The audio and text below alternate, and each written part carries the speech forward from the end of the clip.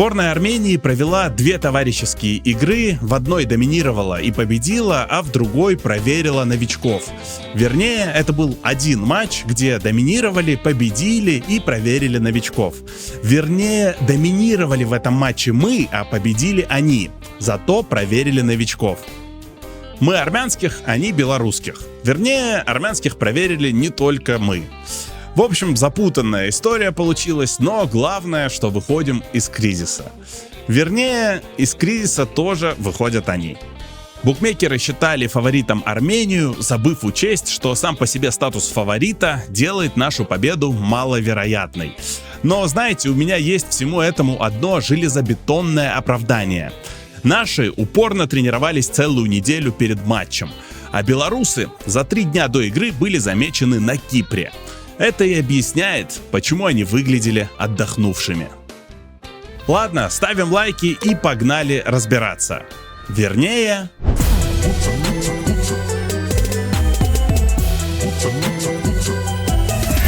Вохчум барикамнер, вы на канале в бутсах, меня зовут Гарик Акопян. Итак, что же не так со сборной Армении? Отмена матча с Эмиратами лишила Ирыше Меликяна пространства для маневра. Пришлось бросать в бой экспериментальный состав, ну а отсутствие Иву и Спиртяна — это просто невосполнимая потеря. В придачу к этому белорусы сейчас в таком положении, что победа им была нужна не меньше нашего. Оправдывает ли это то, что мы сейчас обсудим? Решайте сами. Спасибо за съемку каналу Уриш Футбол, подписывайтесь на них в Телеграме и в Ютубе. Итак, стартовый свисток, Громыко толкает Раноса, чем портит парню настроение на весь матч. Подача с углового, скидка, удар в руки Авакяна. Это белорусы репетируют. Подача номер 2, скидка, гол. Хотя наши действительно стараются и весьма подвижны, но слишком много хаоса в штрафной, мяч отскакивает к Яблонскому, ну и Буэно никак помешать не смог. Перед матчем Наир Тикнезян сказал, что в сборной товарищеских матчей не бывает. И кажется, Ваан Бичахчан единственный достаточно серьезно отнесся к этим словам и прислушался.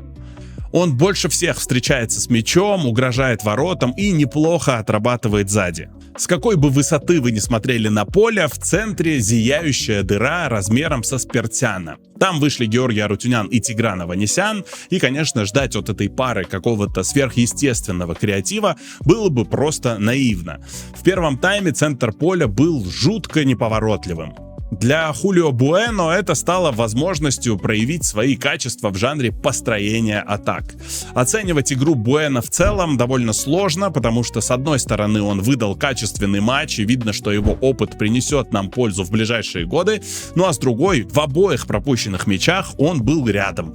Да, ошибки там коллективные, но факт остается фактом. Буэно спасти не сумел.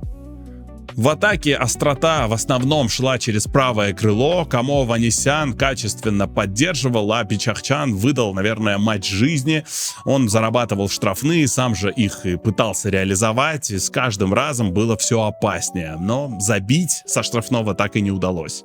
Кстати, Камо вывел команду с капитанской повязкой на свой 95-й матч за сборную. 95 игр. Это столько же, сколько у Мхитаряна, и по этому показателю они делят 2-3 место. Больше только у Саркисова Сепяна. Помните об этом, когда ругаете нашего Флэша. Мое личное главное разочарование этого матча и последнего времени — это футболист больше всех по телосложению, напоминающий праймового Мхитаряна — Грант Леон Ранос. Когда игрок такой техники, таких возможностей и выучки не попадает по мячу, мажет в простых передачах и не может обработать пас, это чистая психология. Если нападающий не верит, что может взять мяч и забить, он никогда этого не сделает. На контрасте можете посмотреть на Артура Серобяна. Да, у него хромает культура паса и много своих минусов, но это компенсируется дерзостью и нацеленностью. Когда он вышел во втором тайме на поле, игру освежил и обострил. Что касается дебютантов, 19-летний Нарек Аванесян вышел на позицию Лукаса Силараяна. Заменить Лукаса, конечно, невозможно, но местами Нарек напоминал мне дебют Спиртяна 5-летней давности.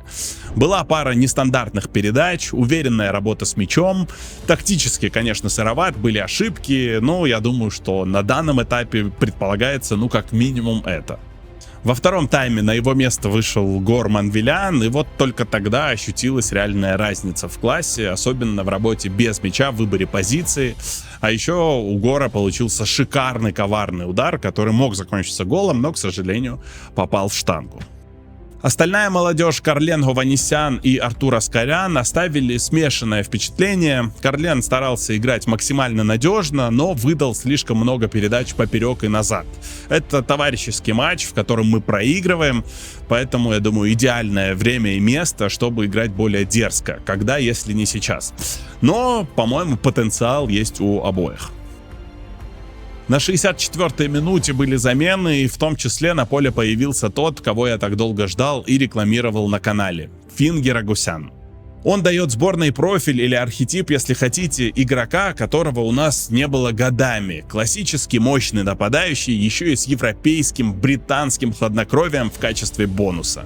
У него есть форвардское чутье, и он сразу его демонстрирует. Включился, откликнулся на прострел Тикнезяна, бил, в общем-то, правильно, но мимо. По-моему, польза очевидна уже сейчас. А что же Беларусь, спросит кто-то. На мой взгляд, они не показали выдающейся игры именно с точки зрения содержания. Но у них было главное.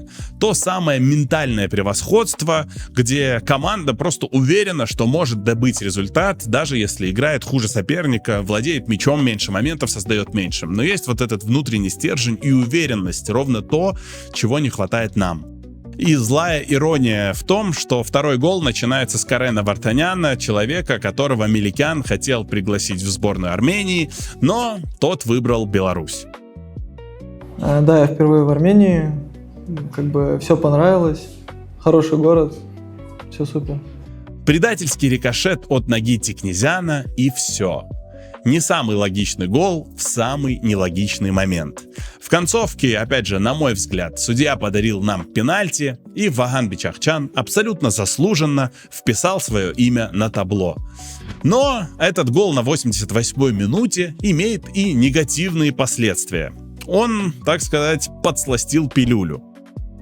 Это дает Егише Меликяну возможность сказать на пресс-конференции: мы доминировали, просто не повезло. При счете 2-0, конечно, это было бы сложнее. Можете сказать, что Армения наиграла на гол, и будете абсолютно правы. Но проблема в другом. Наиграть можно и на 10 голов, а нам нужно научиться конвертировать атаки и преимущества в результат. В футболе очки дают исключительно за это. Итог в цифрах: 19 ударов суммарно в сторону ворот сборной Беларуси, и только 6 из них в створ. С одной стороны, это приговор нашей реализации, а с другой, 6 ударов в створ — это достаточное количество, чтобы из них 2-3 оказались голами. И это тоже, к сожалению, проблема. Товарищеский матч по статусу, но не по духу, заканчивается потасовкой. Это показатель градуса.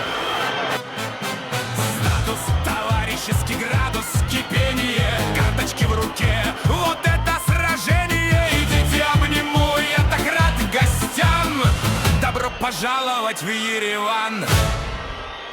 Год назад в матче с Грузией мы видели равнодушие, где эго ставилось выше команды и люди просто не добегали.